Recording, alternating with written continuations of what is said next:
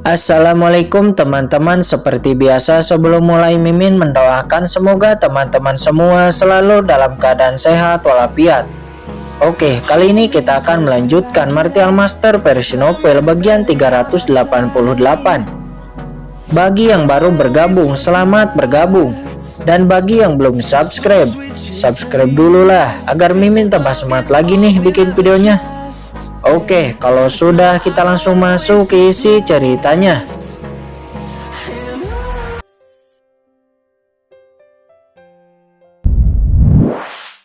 Menakutkan. Sementara, walaupun Jia Yi adalah orang suci Bloodline Holy Land, tetapi itu karena dia adalah anak dari wakil tuan Bloodline Holy Land, Jia Sunbo.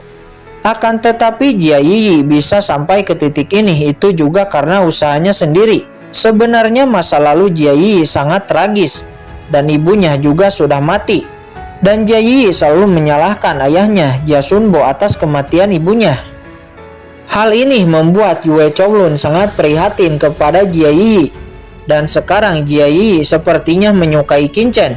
Yue Chowlun pasti akan membantunya. Sesaat Qin Chen bertanya tentang garis keturunan Yue Chowlun di Bloodline Holy Land. Kemudian Yue Chowlun mengatakan, pada awalnya Bloodline Holy Land sangat berjaya. Namun 200 tahun yang lalu, Pu Qiankun, pemimpin Bloodline Holy Land menghilang tanpa jejak. Yang membuat reputasi Bloodline Holy Land turun drastis. Bahkan anggota-anggota di Bloodline Holy Land menjadi sangat kacau. Qin Chen tertegun, dia juga tahu tentang reputasi Pu Qiankun ini. Tidak menyangka dia juga telah jatuh. Apa yang sebenarnya terjadi? Mungkinkah dia dikepung lalu dibunuh? Atau mungkinkah dia juga dijebak? Sesaat Qin Chen menerima pesan dari Gu Chang dengan segel penghancur jiwa.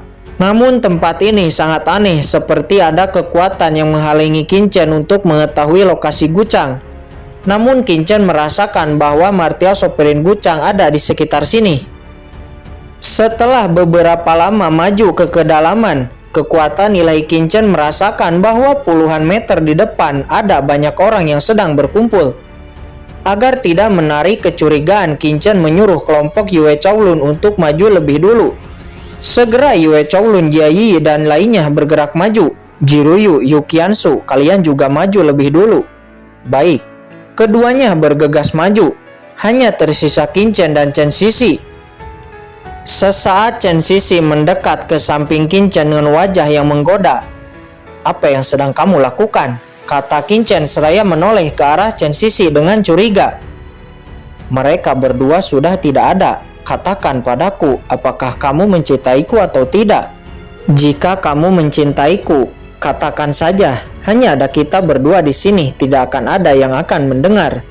Kata Chen Sisi, dia berkata dengan wajah mempesona. Bagian tubuhnya ada yang kena, sangat menggoda. Jangan mencari masalah. Qin Chen kesal.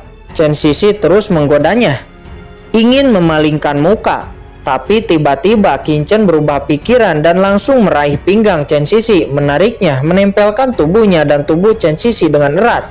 Chen Sisi terkejut, pada awalnya dia hanya bercanda, tidak menyangka Qin Chen benar-benar melakukannya. Dia ingin membebaskan diri dari jeratan Qin Chen, namun dia tidak bisa membebaskan diri. Wajah aslimu terungkap. Tidak sabar setelah orang lain pergi. Percaya atau tidak, aku akan memberitahu Qiansu nanti, kata Chen Sisi. Sebelum dia menyelesaikan kata-katanya, tiba-tiba jari telunjuk Qin Chen langsung ditempelkan ke bibir merahnya. Diam, ada seseorang, kata Qin Chen. Benar saja ada suara langkah kaki yang akan datang ke arahnya. Sekelompok orang muncul dari lorong dan sampai di hadapan Qin Chen. Terlihat ini adalah sekelompok orang dari istana berkabut yang dipimpin oleh Murong Bingyun. Sepasang wanita dan laki-laki mesum, kata salah satu jenius istana berkabut. Chen Sisi terkejut, langsung melepaskan pelukan Qin Chen. Jenius laki-laki istana berkabut yang melihat kecantikan dan pesona Chen Sisi, tiba-tiba matanya melotot. Mereka sangat cemburu. Melihat kecantikan seperti itu dimiliki oleh pemuda yang tadi kenal. Jika tidak ada Murong Bingyun, dia sangat ingin sekali menerkam dan merebut Chen Sisi dari tangan Qin Chen. Tuan Istana Muda, apakah Anda ingin bawahan menghapus kedua pasangan mesum ini? Kata seorang jenius lelaki istana berkabut. Jangan membuat masalah, Tuan Hongyan menemukan pohon ilahi aturan di depan. Jangan membuang waktu di sini. Kata Murong Bingyun dengan nada suara yang sangat arogan. Tuan Istana Muda, jangan khawatir, ini hanya pria mesum, tidak akan memerlukan banyak waktu. Kata lelaki itu seraya tersenyum dan memandang Qin Chen dengan remeh. Jika kamu tertarik, tetaplah di sini, aku akan masuk lebih dulu. Kata Murong Bingyun seraya berjalan maju dan melewati Qin Chen. Secara alami orang-orang istana berkabut lainnya juga mengikuti. Pada akhirnya lelaki itu mendengus dingin dan juga pergi mengikuti Murong Bingyun. Melihat mereka pergi, Qin Chen dan Chen Sisi menghela napas lega. Qin Chen merasa kekuatan Murong Bingyun ini cukup menakutkan, mungkin lebih kuat dari surga terpilih Peng Lei sebelumnya. Sesaat Qin Chen mengeluarkan skeleton cabang dan iblis Mokara untuk membantunya. Setelah melakukan itu, Qin Chen meraih Chen Sisi dan bergerak maju. Jie. Iblis Mokara dan skeleton cabang saling memandang sebelum akhirnya keduanya menyapu ke lorong yang dalam dan menghilang. Saat ini Qin Chen dan Chen Sisi terus bergerak maju. Semakin maju, lorong semakin besar dan keduanya sampai di ujung lorong. Setelah sampai di ujung lorong, terlihat sebuah tempat yang mirip dengan gua bawah tanah. Di dalam gua ada pulau lapa. Di tengah-tengah pulau lapa ada sebuah pohon. Ini adalah pohon ilahi. Pohon ini dipenuhi dengan buah aturan. Ini adalah buah yang memungkinkan ahli martial sovereign untuk memahami kekuatan aturan. Qin Chen mendapatkan satu, sebelum itu sangat langka.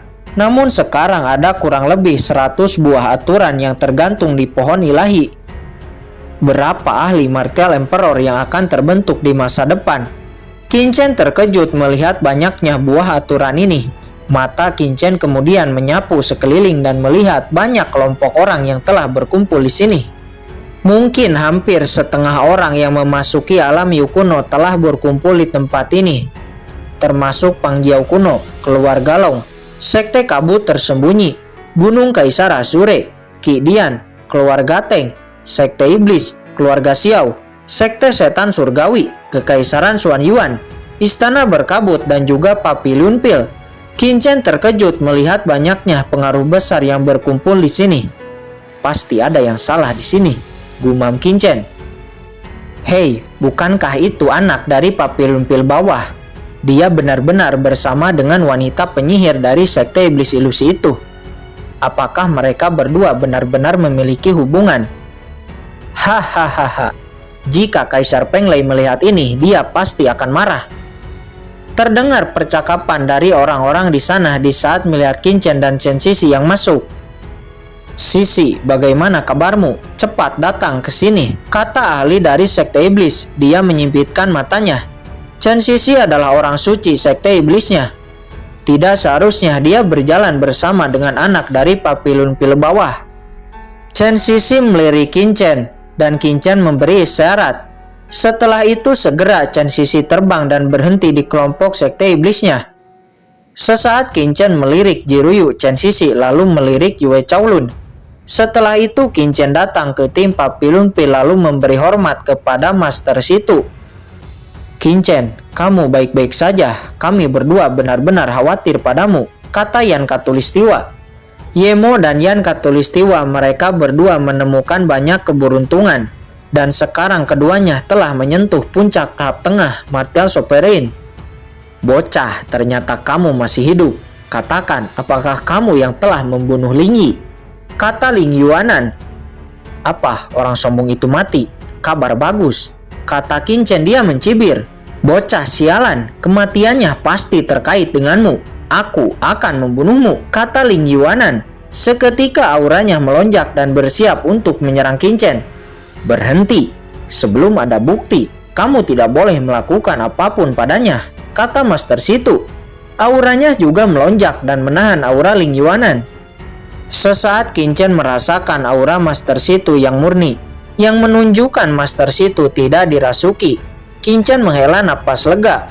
Pada awalnya dia khawatir tubuh Master Situ telah diduduki. Namun sekarang Qin-Chen tenang. Qin-Chen tidak tahu dari banyaknya kekuatan berapa orang yang telah diambil kepemilikan tubuhnya, tidak terkecuali Papillon Pill. Master Situ, saya menghormatimu, tapi anak ini pasti terkait dengan kematian Lin Jun dan Lin Yi. Saya yakin itu. Awas, jangan menghalangi saya. Kata Ling Yuanan. Dia sangat marah dan tidak terima. Dari 3 keluarga Ling yang memasuki alam Yu kuno, sekarang hanya tinggal dia sendirian yang masih hidup. Hal ini membuat Ling Yuanan menjadi naik pitam. Ling Yuanan, jaga sikapmu. Saya adalah pemimpin Papillon Pill di sini. Jangan pikir kamu bisa bertindak arogan di sini, kata Master Situ. Segera Ling Yuanan dan Master Situ akan beradu pukulan. Di saat pengaruh kekuatan lain melihat ini, mereka nampak senang. Pertunjukan yang bagus, ayo bertarunglah. Jika kalian bertarung, maka Papillon Pill akan kehilangan kekuatan untuk merebutkan buah aturan, kata orang-orang dari kekuatan lain. Penatua Ling Yuanan, Master Situ, berhentilah, jangan bertarung. Lihat orang-orang melihat kita. Simpan kekuatan kita untuk memperebutkan buah aturan, kata seorang ahli Papillon Pill. Orang ini bernama Lu Haoran. Nampaknya dia mendapat banyak pertemuan kebetulan. Sekarang kultivasinya hampir sama dengan Penatua Ling Yuanan dan Master Situ. Qin-Chen melihat orang ini dan merasa sedikit aneh. Pada akhirnya situasi di Papillon Pill kembali tenang. Qin-Chen, akhirnya kita semua selamat, kata Yemo. Dia dan Yan Khatulistiwa mendekat ke sisi Qin-Chen. Qin-Chen tidak menyangka kekuatanmu telah meningkat, tetapi berjalan dengan wanita dari sekte iblis itu terlihat menjijikan, kata Ouyang Nana. Terlihat Ouyang Nana juga nampaknya telah menemukan keberuntungan. Kekuatannya sangat meningkat. Qin-Chen mengabaikan Ouyang Nana, namun dari nada suaranya jelas Ouyang Nana sedikit tidak rela melihat Qin-Chen berjalan bersama dengan Chen Sisi. Sesaat Qin-Chen menoleh-noleh ke sekitar untuk mencari kucing hitam. Akan tetapi Qin-Chen tidak melihatnya. Namun Qin-Chen memiliki perasaan bahwa kucing hitam ada di sekitar sini, bersembunyi di dalam kehampaan dan mengawasi setiap gerakan di sini. Sesaat Qin-Chen juga menoleh ke arah Lu Haoran. Qin-Chen menduga Lu Haoran ini telah dirasuki oleh orang berbaju hitam. Namun itu hanyalah dugaan, karena Qin-Chen tidak dapat melihatnya, walaupun telah memindahnya. Qin-Chen juga melihat buah aturan. Buah aturan itu belum matang. Pantas semua orang masih berdiam diri di sini dengan damai. Namun dari napasnya Qin-Chen menduga buah aturan itu tidak lama lagi akan matang. Dari banyaknya pengaruh kekuatan yang ada di sini, jelas setelah buahnya matang, mungkin akan terjadi perang di sini. Beberapa saat kemudian sekelompok orang keluar dari lorong.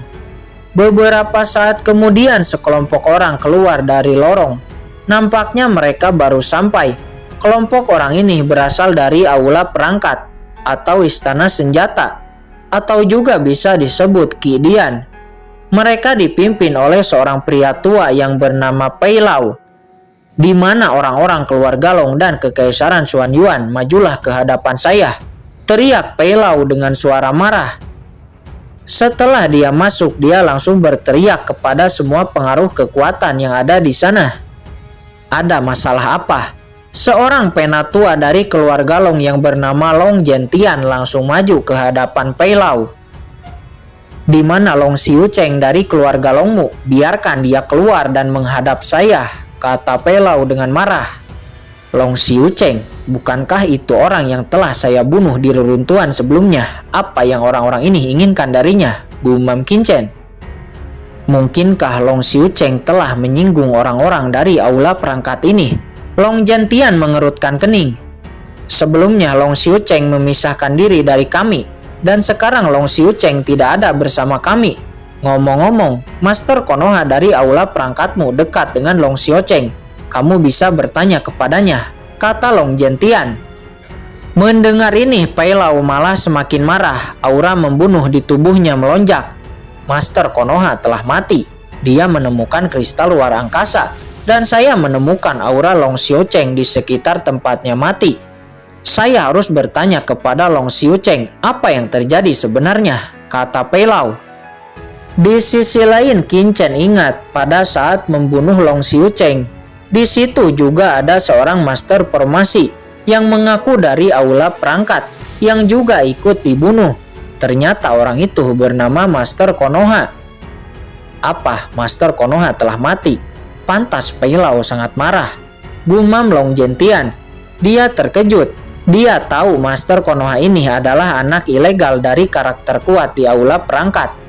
Tuan Pei Lao, pasti ada kesalahpahaman di sini. Tidak mungkin Long Xiucheng membunuh Master Konoha hanya karena kristal luar angkasa, kata Long Zhentian. Di mana orang-orang dari Kekaisaran Xuanyuan? Mengapa mereka tidak keluar? Apakah mereka telah mati? Kata Pei Lao dengan suara marah. Kurang ajar, hanya aula perangkat juga berani bertindak liar di hadapan Kekaisaran Xuanyuan saya. Raungan marah terdengar. Segera beberapa ahli dari Kekaisaran Xuanyuan satu persatu langsung melesat, jatuh di hadapan Pei Lao, menyeringai dengan aura membunuh.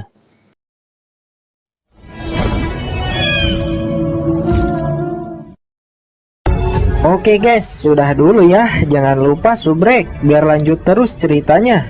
Bagi yang sudah subrek, mudah-mudahan dimudahkan rezekinya. Mimin undur diri. See you next and goodbye.